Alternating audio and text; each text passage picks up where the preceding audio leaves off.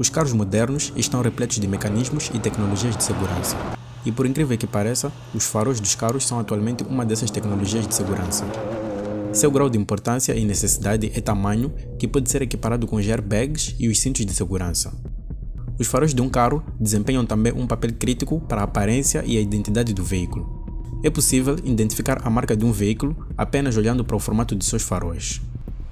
De facto, os faróis do mundo automotivo estão passando por um verdadeiro salto tecnológico, que eles saíram literalmente de lanternas de óleo, que iluminavam com uma chama, e atualmente usa-se laser nos faróis dos carros mais modernos.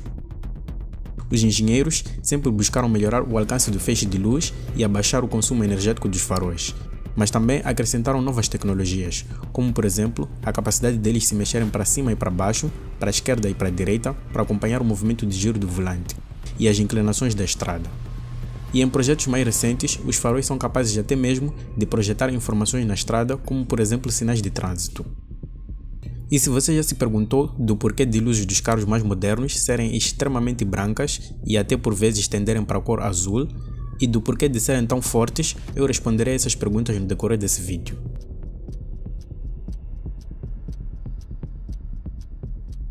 No começo, os faróis eram um item de pouca relevância para os veículos, uma vez que o foco era o desempenho do carro e a sua força em conseguir transportar o próprio motorista.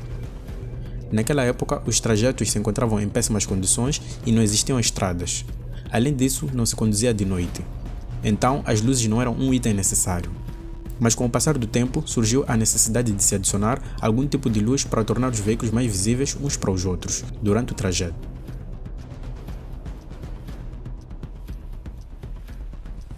Os primeiros faróis, ou melhor dizendo, as primeiras lanternas em veículos, foram introduzidas nos finais da década de 1880 e eram alimentados por óleo ou gás acetileno. E de facto, a iluminação dos primeiros veículos era feita por uma chama que devia ser acendida pelo próprio motorista e se mantinha acesa por trás de uma proteção de vidro. O princípio de funcionamento das lanternas de carbureto é relativamente simples. Existem dois compartimentos separados. Na parte inferior é colocado o carbureto de cálcio, que é um composto químico, e na superior, água. Através de um pequeno tubo, a água goteja, molhando o carbureto de cálcio, que por sua vez reage, liberando como resultado o gás acetileno, que é um gás inflamável. Esse gás então viaja através de um tubo para fora do compartimento, onde posteriormente é inflamado, gerando a chama. A intensidade da luz era regulada se ajustando à quantidade de água gotejando no compartimento do carbureto de cálcio, que por consequência ajustava a quantidade de gás produzido. Era uma forma muito rudimentar, mas bastante engenhosa de se gerar iluminação, embora não iluminasse quase nada. E ainda era necessário repor regularmente tanto a água assim como o carbureto de cálcio. Mas a lanterna cumpria com a sua missão, até a introdução das luzes elétricas.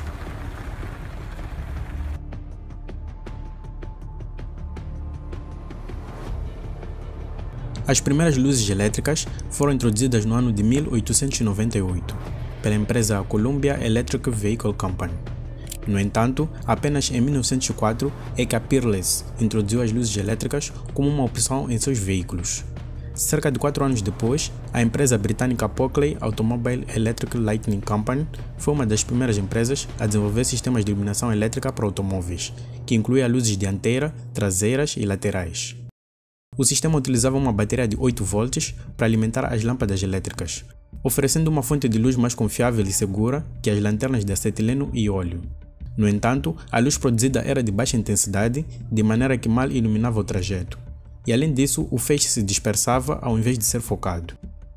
Isso até a introdução dos faróis de feixe selado.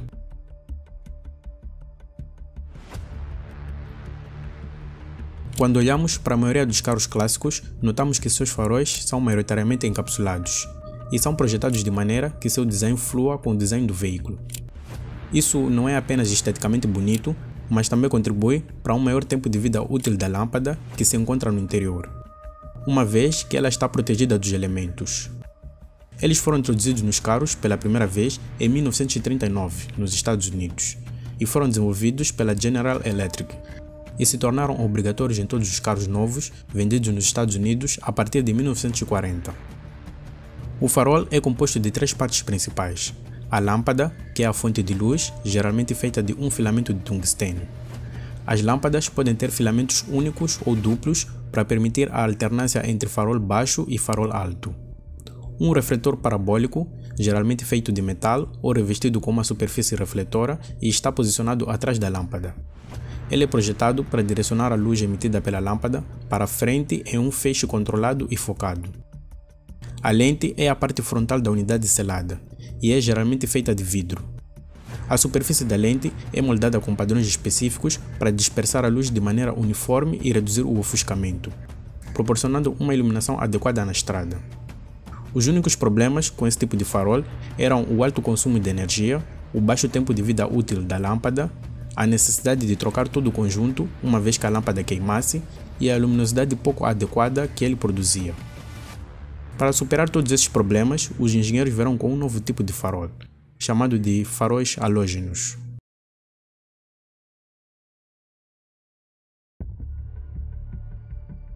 Os faróis halógenos são uma evolução significativa dos faróis de feixe selado e representam um dos tipos mais comuns de faróis usado em veículos desde os anos 1960 até os dias atuais. Os faróis halógenos foram introduzidos pela primeira vez pela empresa francesa CB, que foi pioneira na aplicação dessa tecnologia em automóveis. Este tipo de farol conquistou o mercado por iluminarem muito melhor e serem mais duráveis, devido à maneira como o gás halógeno reage com o tungstênio. Uma luz halógena é composta por um filamento de tungstênio inserido em um gás halogênio inerte, geralmente o iodo ou o bromo. O inerte significa que o gás não reage facilmente quimicamente com nada sob condições normais ambientes. Tudo isso é contido por um vidro resistente a altas temperaturas. Quando uma corrente elétrica passa, o filamento de tungstênio aquece em temperaturas por volta dos 2500 graus Celsius, o que produz a luz.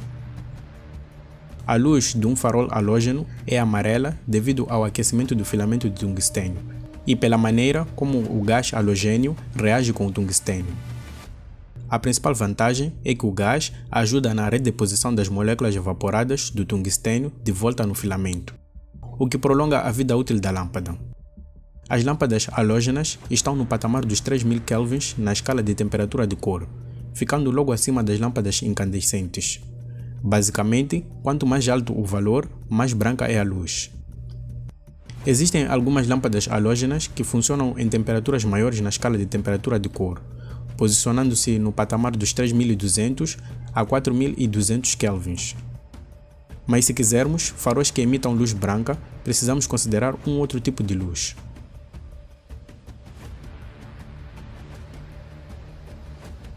Os faróis de xenônio, também conhecidos como faróis de descarga de alta intensidade, são um tipo de iluminação automotiva que utiliza xenônio, um gás nobre, para produzir uma luz mais brilhante e eficiente em comparação com os faróis halógenos tradicionais.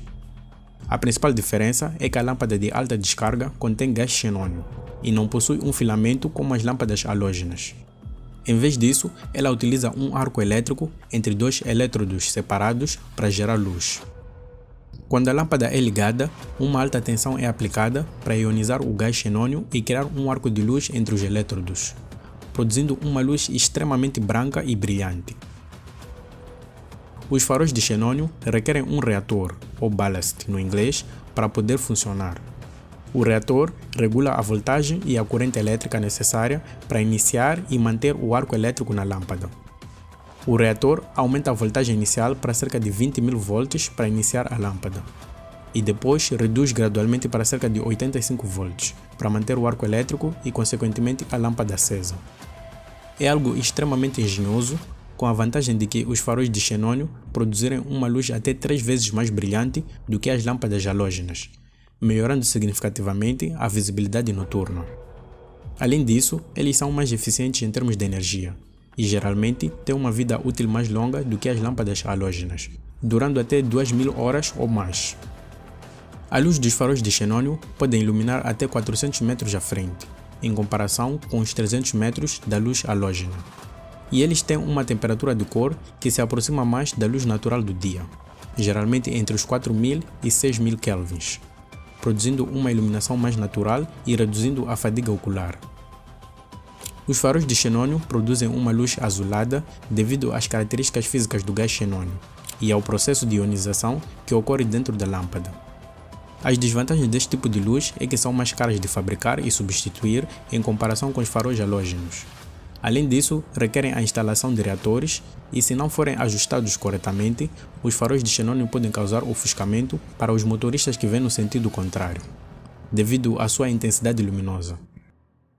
Uma vez que estes faróis usam um reator que inicia a lâmpada com 20.000 volts e gradualmente reduz para 85 volts, o que se traduz em uma luz que inicia muito intensa e gradualmente reduz para a sua intensidade normal, elas não são muito ideais para serem usadas como faróis altos, devido a esse atraso de resposta.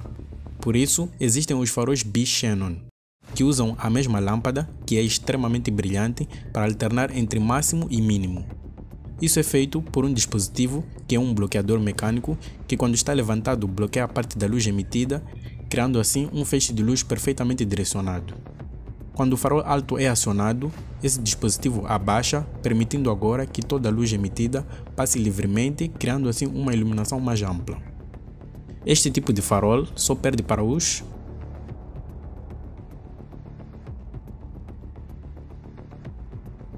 faróis de LED, ou díodo emissor de luz, representam uma das mais significativas evoluções e um dos maiores saltos tecnológicos na iluminação automotiva, oferecendo diversas vantagens em relação aos sistemas tradicionais, como os faróis halógenos e os de xenônio.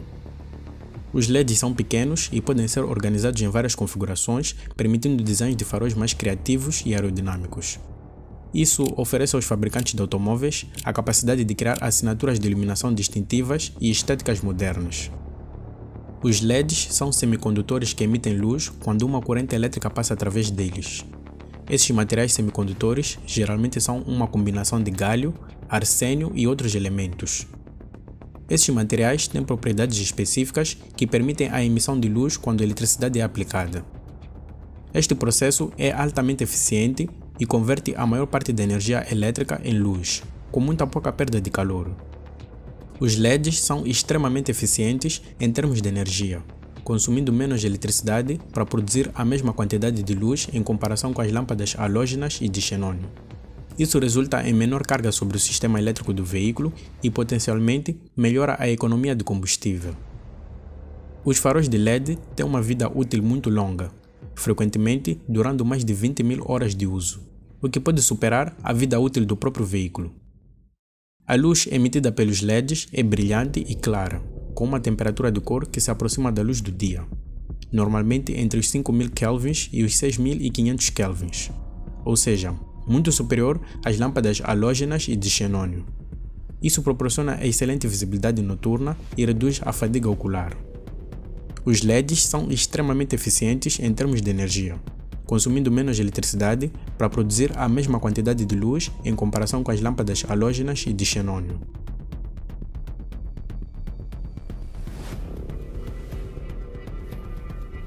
Se os faróis LEDs já são incríveis pela sua simplicidade e ótima iluminação, se aproximando mais da luz natural do dia, os engenheiros os levaram para o próximo nível com os faróis adaptativos.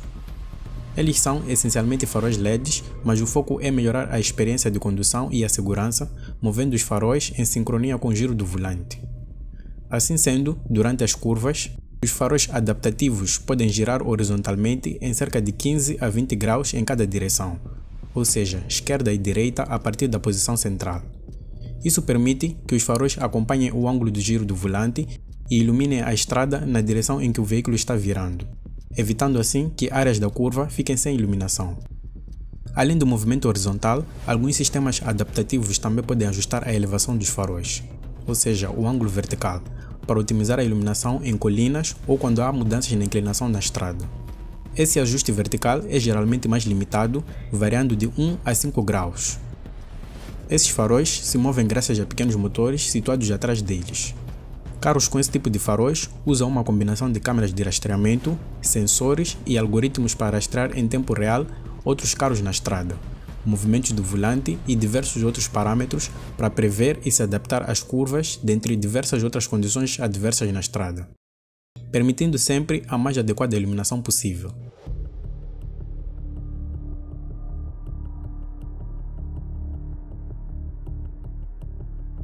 Introduzidos pela primeira vez pela Audi, concretamente pelo seu modelo Audi A8 em 2013, Os faróis de matriz são uma continuação dos faróis adaptativos.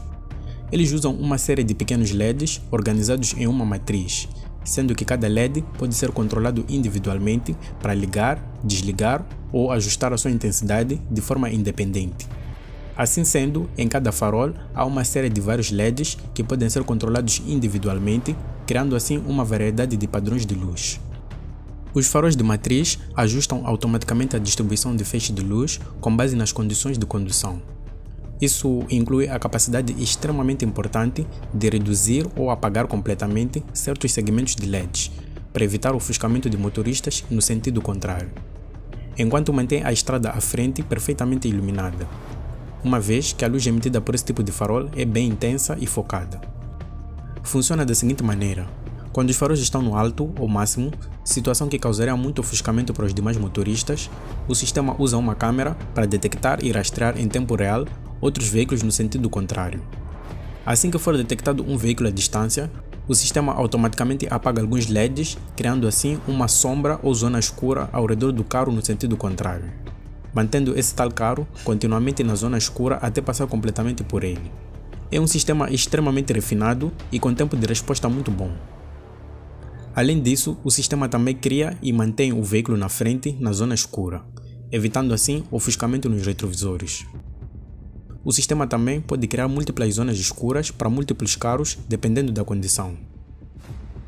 A Audi chama esse sistema de Audi Matrix LED. A BMW chama de BMW Adaptive LED, enquanto que a Mercedes chama de Mercedes-Benz Digital Light. O sistema da Mercedes se destaca por ir mais além e poder projetar na estrada também diversos sinais de trânsito, faixa de pedestre, entre outros. Também pode guiar o motorista em trajetos estreitos, projetando na estrada o trilho exato que as rodas irão percorrer, entre diversos outros sinais. Este sistema é, sem sombra de dúvidas, um avanço no mundo da iluminação automotiva, permitindo pela primeira vez que motoristas possam efetivamente andar com os faróis no máximo sem causar ofuscamentos e incômodos para os demais motoristas na estrada.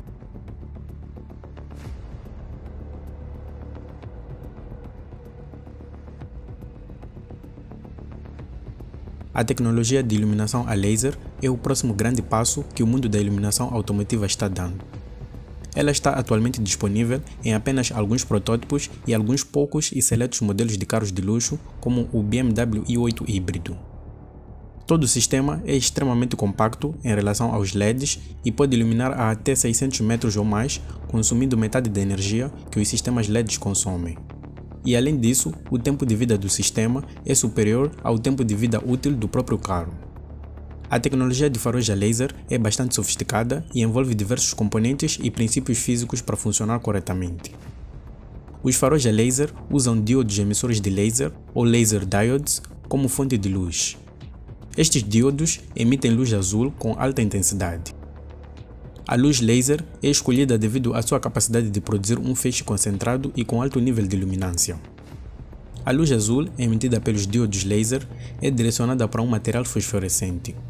Este material, geralmente um composto de fósforo, converte a luz azul em luz branca de alta intensidade.